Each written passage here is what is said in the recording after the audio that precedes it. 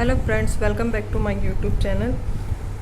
आज हम पढ़ेंगे 3 फेज इंडक्शन मोटर के एमसीक्यू क्वेश्चंस और आंसर। फर्स्ट क्वेश्चन हमारे पास है, प्रेरण मोटर के रोटर खांचों को विस्मित, तिरछा या स्क्यूड किया जाता है ताकि आंसर है चुंबकीय भनभनाहट और रोटर के रुकने की प्रवृत्ति को कम किया जा सके। चुंबकीय भनभनाहट को इंग्लिश में मैग्नेटिक हमिंग भी कहते हैं। मैं यहाँ पर लिख देती हूँ, मैग्नेटिक हमिंग। इस दोष को दूर करने के लिए इसको थोड़ा तिरछा बनाया जाता है ताकि जकड़न ना हो। ये तिरछे बनाने से क्या होता है, कोगिंग दोष को भी दूर किया जाता है। कोगिंग जकड़न को कहते हैं इंग्लिश में। ये आगे आपके क्वेश्चन आएगा। सेकंड क्वेश्चन है, प्रेरण मोटर परिणामित्र की अपेक्षा उच्च चुंबकन धारा लेता है क्योंकि देखो, अब जो हमारा जो ट्रांसफार्मर होता है वो एक स्थिर मशीन है, इसलिए उसमें कोई रोटेटिंग पार्ट नहीं है, घूमने वाला भाग नहीं है। जबकि इंडक्शन मोटर में स्टेटर और रोटर है। तो इसका उत्तर है, इंडक्शन मोटर के स्टेटर और रोटर के बीच वायु अंतराल होता है, इस कारण से ये क्या करता है, उच्च चुंबकन धारा लेता है। थर्ड क्वेश्चन हमारे पास है, इंडक्शन मोटर न्यून शक्ति गुणांक पर कार्य करती है क्योंकि इंडक्शन मोटर जो होती है लो पावर फैक्टर पर वर्क करती है। उसका क्या कारण है कि स्टेटर और रोटर के बीच वायु अंतराल होता है। वायु अंतराल होने के कारण क्या होता है, हमने जस्ट ऊपर पढ़ा है अभी, अपेक्षा उच्च चुंबकन धारा लेती है और उच्च चुंबकन धारा लेती है, इसके कारण इसका पावर फैक्टर क्या होता है, लो होता है। फोर्थ क्वेश्चन है हमारे पास, 3 फेज इंडक्शन मोटर जिसे 3 फेज 50 हर्ट्ज प्रत्यावर्ती धारा सप्लाई से संयोजित किया है, 720 आरपीएम पर चलती है और इसकी स्लिप है 4% और मोटर की ध्रुवों की संख्या ज्ञात करनी है। तो हमारे पास देखो, जो हमारी जो इंडक्शन मोटर है वो सिंक्रोनस चाल पर चलने वाली मशीन मानी जाती है। तो सिंक्रोनस चाल का सूत्र होता है NS बराबर 120F/P, जिसमें NS है सिंक्रोनस स्पीड और F है फ्रिक्वेंसी, P है पोल। तो हम इसमें पोल ज्ञात करने हैं हमें, तो पोल ज्ञात करने के लिए हम इसी फॉर्मूले को कन्वर्ट करेंगे। P बराबर हो जाएगा 120F/NS। तो 120 फॉर्मूले के अनुसार, F फ्रिक्वेंसी हमें दे रखी है 50 हर्ट्ज इंटू 50 और हमें NS जो सिंक्रोनस चाल है मोटर की वो 720 आरपीएम दे रखी है। जब हम इसको सॉल्व करेंगे, 12 12 12 6 72, यहाँ पर 10 और यहाँ पर ये जब सॉल्व करेंगे तो इसमें आएगा 2 6, तो ये हमारे लगभग 8 पॉइंट समथिंग। तो हमारे जो 4 हमें ऑप्शन दे रखे हैं उनमें से 8 पोल आंसर आएगा। नेक्स्ट क्वेश्चन हम लेते हैं। नेक्स्ट क्वेश्चन है, एक 3 फेज इंडक्शन मोटर में 4 पोल और 4% स्लिप है, फुल लोड पर चलती है। यदि मोटर की चाल 720 आरपीएम है तो सप्लाई फ्रीक्वेंसी ज्ञात करनी है। तो सप्लाई फ्रीक्वेंसी हम एक ही फॉर्मूले से 3-4 फॉर्मूले बना सकते हैं। तो ये हमारे NS थी, जस्ट ऊपर वाले क्वेश्चन में हमने देखा था NS synchronous speed equals to 120F/P था। तो यहाँ पर जो F है ये सप्लाई फ्रीक्वेंसी है, P है पोल की संख्या। तो इसी को हमने कन्वर्ट करके यहाँ पर F यहाँ ले आए।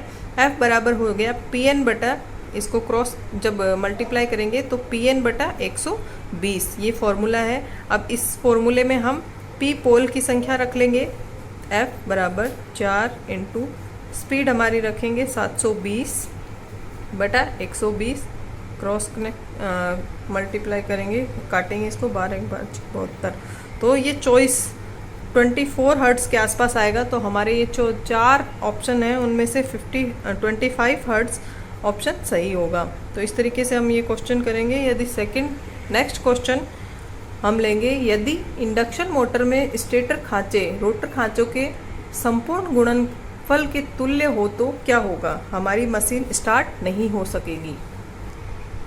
नेक्स्ट क्वेश्चन, पिंजरी प्रेरण मोटर में रोटर छड़ों को विस्मित स्क्यूड, जो हमने सेकंड और थर्ड क्वेश्चन किया था कि जो पिंजरी प्रेरण यानी squirrel cage induction motor English में कहते हैं, रोटर को विस्मित यानी थोड़ा तिरछा या स्क्यूड करने से क्या होता है। अब देखो यहाँ पर 4 ऑप्शन हैं, अब ये चारों के चारों सही है, ये चारों दोषों को ये दूर करता है। पहला है, यह जकड़ यानी कोगिंग को रोकता है। सेकंड है ये अधिक समरूप टॉर्क यानी बलाघूर्ण उत्पन्न करता है। यह स्टार्टिंग टॉर्क को बढ़ाता है और मोटर के प्रचालन में चुंबकीय भनभनाहट को कम करता है। इन चारों में से कोई भी ऑप्शन हो वो सही है, इसलिए मैंने चारों को एक साथ लिखा है। नेक्स्ट क्वेश्चन है, यदि इंडक्शन मोटर में वायु अंतराल बढ़ाया जाए तो क्या होगा। अब देखो, इंडक्शन मोटर में स्टेटर और रोटर के बीच में जो गैप होता है वो वायु अंतराल, एयर गैप जो कहलाता है। अगर उसको बढ़ा दिया जाए तो क्या होगा, हमारा जो पावर फैक्टर है वो घट जाएगा। ठीक है। और नेक्स्ट क्वेश्चन इसी से रिलेटेड है। इंडक्शन मोटर में छोटा वायु अंतराल, अगर हमारी जो इंडक्शन मोटर है उसमें वायु अंतराल कम होगा तो क्या होगा, चुंबकन धारा घटेगी। अब इसको हम दोबारा समझते हैं। देखिए, अगर हमारे इंडक्शन मोटर में जो एयर गैप है स्टेटर और रोटर के बीच कम होगा तो क्या होगा, चुंबकीय धारा घटेगी, और चुंबकीय धारा घटेगी तो पावर फैक्टर क्या होगा, बढ़ेगा। और यहाँ पर देखो, अगर वायु अंतराल बढ़ाया जाए तो क्या होगा, पावर फैक्टर कम हो जाएगा, और बढ़ाया जाएगा तो क्या होगा, चुंबकन धारा भी बढ़ेगी। चुंबकन जो जितनी ज़्यादा चुंबकन धारा लेगा उतना ही हमारा पावर फैक्टर कम हो जाएगा। ये दोनों क्वेश्चन एक दूसरे से क्रॉस कनेक्ट करते हैं।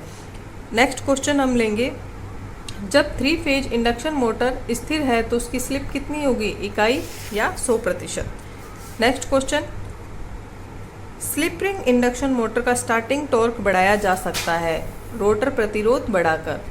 Next question, rotor EMF frequency यानी रोटर की जो विद्युत वाहक बल आवृत्ति है, मैंने इसको शॉर्ट में थोड़ा सा इजी वे में भाषा समझ आ जाए इसलिए मैंने थोड़ा इंग्लिश और हिंदी को कॉम्बिनेशन करके लिखा है। रोटर ईएमएफ फ्रीक्वेंसी प्रेरण मोटर के स्टार्टिंग के समय कितनी होती है, सप्लाई फ्रीक्वेंसी के बराबर होता है। मैंने यहाँ पर फॉर्मूले में लिख दिया है, एफ यानी सप्लाई फ्रीक्वेंसी और एफ आर मतलब रोटर फ्रीक्वेंसी। जब ये स्टार्ट करते हैं स्टार्टिंग के समय क्या होता है, एफ बराबर एफ आर होता है, सप्लाई फ्रीक्वेंसी बराबर रोटर फ्रीक्वेंसी। नेक्स्ट क्वेश्चन है, स्टार्टिंग में इंडक्शन मोटर सप्लाई से उच्च धारा लेती है क्योंकि स्टार्टिंग के समय क्या होता है, इसका जो बैक ईएमएफ यानी विरोधी विद्युत वाहक बल क्या होता है, शून्य होता है, जिसको बैक ईएमएफ भी कहते हैं। ये शून्य होता है इसलिए क्या होता है, सप्लाई से ये उच्च करंट या उच्च धारा लेता है। नेक्स्ट क्वेश्चन है, 3 phase slip ring induction motor का रोटर सदैव कुंडलित होता है, मतलब जो रोटर होता है वो कौन सी वाइंडिंग में वाउंड किया जाता है, तो 3 फेज स्टार कनेक्ट किया जाता है। यदि इंडक्शन मोटर पर भार 0 से पूर्ण भार तक बढ़ाया जाता है तो उसकी स्लिप और पावर फैक्टर पर क्या प्रभाव पड़ेगा। ये कहना चाह रहा है कि अगर हम इंडक्शन मोटर में भार 0 से लेकर फुल लोड तक बढ़ाते हैं तो स्लिप क्या होगी और पावर फैक्टर क्या होगा। तो स्लिप तो जिस प्रोसेस में हमें पूछा है उसी में हमें जवाब देना है। अगर हमारे ऑप्शन में घटते हुए बढ़ते हुए तो स्लिप तो घटेगी और पावर फैक्टर बढ़ेगा। नेक्स्ट क्वेश्चन है, प्रेरण मोटर में रिंगण जिसको हम इंग्लिश में कहते हैं क्रॉलिंग होती है, तो ये किसके कारण होती है। उत्तर है रोटर में हार्मोनिक्स विकसित होता है। अगर आपको ये एमसीक्यू क्वेश्चन अगर डायरेक्टली नहीं समझ आ रहे हैं तो आपको प्लेलिस्ट में जाके आप देखिए, उसमें आपको 3 फेज इंडक्शन मोटर के नोट्स मिलेंगे। उन नोट्स को एक बार आप देख लीजिए, एक बार पढ़ लीजिए तो आपको ये सारे क्वेश्चन भी समझ आ जाएंगे। लास्ट क्वेश्चन है, जब प्रेरण मोटर को तुल्यकाली चाल से उच्च चाल पर चलाया जाता है तो वह कार्य करती है प्रेरण जनित्र की तरह, वह एक जनरेटर की तरह कार्य करती है। Thank you for watching. अब इसी सीरीज में आपको चैप्टर वाइज नेक्स्ट वीडियो में आपको एमसीक्यू क्वेश्चन मिलते रहेंगे। Thank you.